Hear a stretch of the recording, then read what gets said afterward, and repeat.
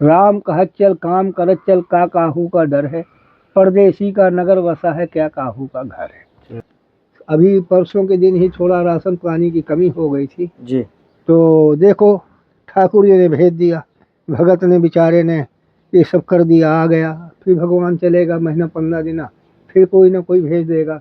दर्शन स्वयं नहीं देते भगवान, वो माध्यम बन के किसी के रूप में दिख जाते।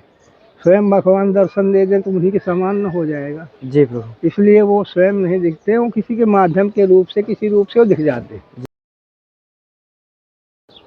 साथियों, आप सभी को जय श्री राम। मैं अभिषेक पटेल अपने चित्रकूट दर्शन चैनल में आप सभी का स्वागत करता हूं।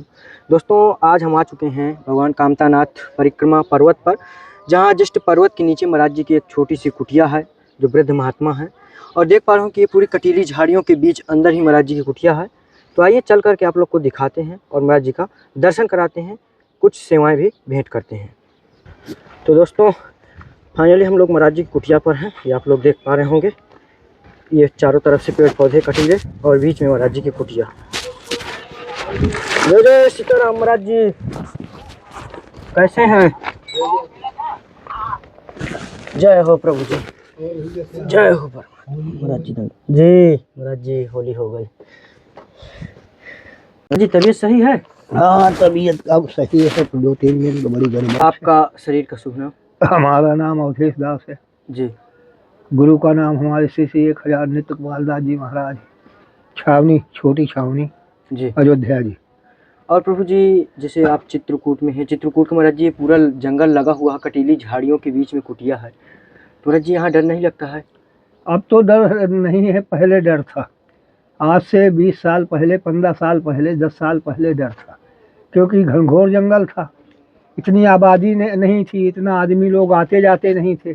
अब तो इतना जंगल है, फिर भी यहाँ आदमी आना जाना ये सब लगा है। कोई लकड़ी काट रहा है, कोई गट्ठल लिए जा रहा है जी। कोई कुछ दर्शन के लिए आ रहे संतों के लिए। इस वजह से भीड़ भाड़ बनी रहती है। अब यहाँ जानवर वानवर भी आदमी का मोड़ देख करके भग जाते हैं, नहीं रहते हैं। देखा कि जब यहाँ जनता ज़्यादा आना जाना शुरू है, इसलिए जानवर पक्षी नहीं रहते। रात में आते हैं, रात में घूम घाम के चले जाते हैं। ज़्यादा अब जानवर नहीं रह रहे, बाहर अंदर जंगल चले गए अब। जी। तो प्रभु जी, आपका संत जीवन में कितना टाइम हो गया यहाँ रहते हुए? अरे अपना तो संत जीवन भाई साहब कम से कम नहीं तो यहाँ 30 साल हो गए। और जिस समय अवस्था क्या होगी? इस समय हमारी 70 चल रही है। जय हो प्रभु। 30 साल यहाँ हो गई और लगभग 30 साल हम जानकी कुंड में रहे, गंगा जी के किनारे। महाराज जी 10 साल की आयु में ही घर से? हाँ, 10 साल की अवस्था में ऐसा हुआ, कुछ बदमाशों ने मार मोड़ दिया, दिमाग खराब हो गया था, तो हम छोड़ छाड़ के भी चले आए वहाँ से। जी। तो महाराज जी, अब इस संत जीवन का आपका अनुभव क्या रहा? जब से आप वहाँ से आप हटे तो यहाँ का तो कुछ अलग ही दुनिया हो गई। अब यहाँ तो ऐसा है, संतों के दर्शन मिलते हैं, कामदगिर के दर्शन मिलते हैं, और भगवान नाम चारों तरफ भगवान का नाम सुनाई देता है, और सीताराम की धुन सुनाई देती है। उठते बैठते भगवान का नाम मिलता है, कानों में पड़ता है। यही सबसे बड़ा मानव जीवन का सबसे बड़ा यही लक्ष्य है। कम से कम शांति है। बाहर जाओ तो शांति नहीं है, लड़ाई मचा, झगड़ा मचा, कोई किसी को मार रहा, कोई किसी को काट। यहाँ शांति है, अपना सारा एकांत बैठे हैं कुटियों में, भगवान का भजन कर रहे हैं। कोई दरस परस के लिए संत भी आ जाते हैं बाहरी, जैसे वृंदावन से आ गए, अयोध्या जी से आ गए, यहाँ आ जाते हैं तो कम से कम आते हैं, दरवाजे में दर्शन मिलता है, दरस परस होता है। एक आध दिन कभी कभी रुक भी जाते हैं संत, रुक गए कुटिया में, फिर अब चले जाते हैं। इस तरह से अपना मानव जीवन इसी तरह से कट रहा है। जी प्रभु। प्रभु जी, जैसे जो ग्रस्त जीवन में है हम लोग, तो महाराज जी ग्रस्त जीवन में रह करके ही किस प्रकार भक्ति प्राप्त करें, किस प्रकार भजन साधना ग्रस्त जीवन में रह करके पहली बात तो भगवान का नाम चिंतन हमेशा करना चाहिए। राम कहत चल काम करत चल, का काहू का डर है, परदेसी का नगर बसा है, क्या काहू का घर है। जो ग्रस्त के लिए कोई अतिथि आ जाता है, अतिथि उसको कहते हैं जो बिना समय के, बिना परिचय के और वो आ जाता है, तो उसकी सेवा करना बहुत ज़रूरी होता है। परिचय वाले को तो लोग खूब खिलाते हैं, खूब बैठाते हैं, उसको बुलाएंगे, लेकिन जिसका कोई परिचय नहीं है, अचानक आ गया, कोई निमंत्रण भी नहीं है, वो है अतिथि, उसकी सेवा करना सबसे बड़ा उत्तम कार्य है। अगर उसको भोजन दे दिया, उसकी सेवा कर दिया, वो सबसे बड़ा उपकार भगवान के पास जाता है। भगवान भी देखता है कि नहीं, ये पराया है, इससे इनको कोई मतलब नहीं है, इनसे गरज नहीं है, लेकिन फिर भी इसकी सेवा किया, ये कर रहे हैं, ये सबसे बड़े उत्तम है। और अपने की सेवा तो सब संसार दुनिया कर लेती है। जी प्रभु।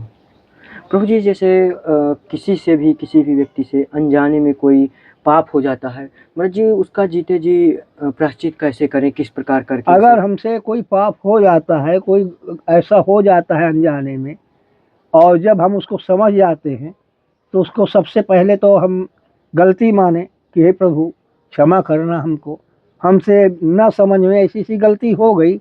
अब जब हमारे समझ में आ रहा है, हम प्रभु आपके चरणों में कोट कोट सा प्रणाम कर रहे हैं और ये भी कह रहे हैं प्रभु क्षमा करें, अब अगला कार्य ऐसा नहीं होगा हमसे, और क्षमा करें, हमारे अपराधों को माफ़ करें, हे प्रभु अब ऐसा अगला कार्य आगे नहीं होगा। जी प्रभु। महाराज जी जैसे कोई भक्तगण है, कोई भी महाराज जी जो बिना गुरु के रहते हैं, गुरु दीक्षा नहीं ले पाते हैं कोई भी कारणवश, तो महाराज जी उनकी भक्ति साकार हो पाती है? फिर भी जो गुरु नहीं ले पा रहे हैं, उनके लिए है कि जैसे शंकर जी हैं, गुरु ब्रह्मा गुरु विष्णु गुरुदेव महेश्वरा गुरु साक्षात परम ब्रह्म तस्मै श्री गुरुवे नमः। उसे तो सब विश्व के जगह गुरु तो हमारे भगवान कृष्ण हैं और भगवान शंकर है।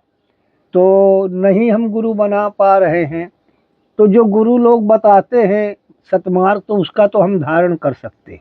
गुरु लोग कहते हैं सुबह 4 बजे ब्रह्म मुहूर्त में जागो, ब्रह्म मुहूर्त में जाग करके नित्य क्रिया कर्म करो, नहाओ धो, सूर्य भगवान को जल दो, शंकर जी को जल दो, जल देने के बाद फिर कुछ पाठ करो, कुछ पूजन करो, इसके बाद अपना नित्य क्रिया कर्म करो, घर की चर्या करो। इस तरह से करते रहो तो कोई आपको परेशानी नहीं होगी, ना आपको अकल्याण होगा।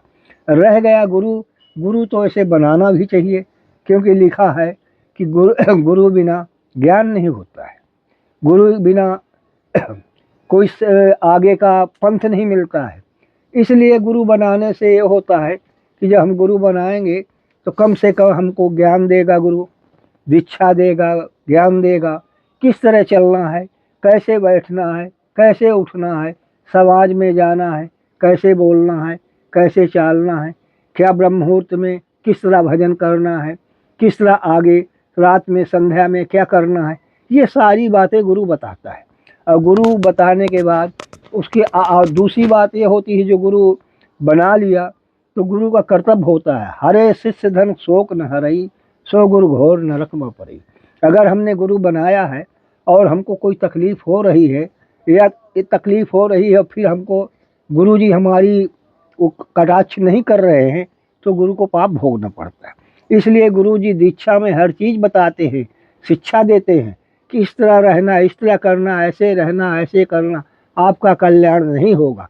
और फिर अगर आपको अकल्याण होता है, फिर आप हमको बताइएगा, उसका हम कटाक्ष करेंगे। इसीलिए लिखा है हरे शिष्य धन शोक न हरई, सो गुरु घोर नरक में पड़ई। इसलिए गुरु भी कहा गया है, गुरु करिए जान के, पानी पिए छान के। इसलिए गुरु भी उत्तम गुरु करना पड़ता है कि जिससे हमारा आगे कल्याण हो, हमारे जीवन का, हमारे कुटुंब का, सभी का कल्याण हो। महाराज जी यहाँ जंगल में भोजन भंडारा की व्यवस्था कैसे हो पाती है? भोजन भंडारा की व्यवस्था ऐसा है कि इसी तरह संत लोग आते जाते रहते हैं और भगत भी आते हैं, तो जाना शुरू हो, कोई आते हैं जो देखा कि बाबा कुटिया में रह रहे हैं, तो आ करके पूछते हैं महाराज भोजन पानी की व्यवस्था लोगे महाराज? जैसे हुआ कि नहीं है चीज़ ला दो भैया, वो ले करके दे देते हैं। इसी तरह से गाड़ी चलती रहती, क्योंकि हम लोग कहीं जाते नहीं, ज़्यादा जाएंगे गंगा जी के स्नान कर लेंगे, या ज़्यादा जाएंगे बहुत साल भर में, चलो भैया 2-4 महात्मा मिल चलो अयोध्या जी चलेंगे, राम जी के दर्शन कराएंगे, या तो जाएंगे तो वृंदावन चलो एक आध दिन के लिए, वहाँ बस यही हमारे लोगों का आना जाना धाम में रहता है। ज़्यादा गाँव में क्षेत्रों में हम लोग जाते नहीं हैं, इसीलिए अपना कुटिया में सीताराम जपते रहते हैं। जी प्रभु जी कुछ सेवाएं हैं छोटी सी ठाकुर जी की कृपा से। ये महाराज जी सरसों का तेल है, और ये प्रभु जी ठाकुर जी के लिए अगरबत्ती है, और ये प्रभु जी हल्दी मसाला,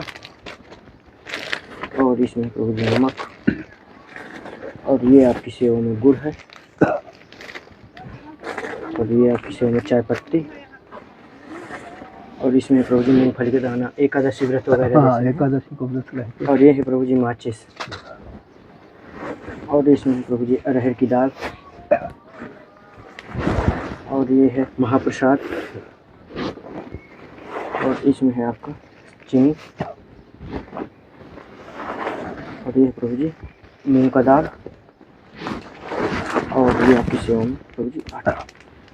ये प्रभु जी छोटी सी सेवा थी।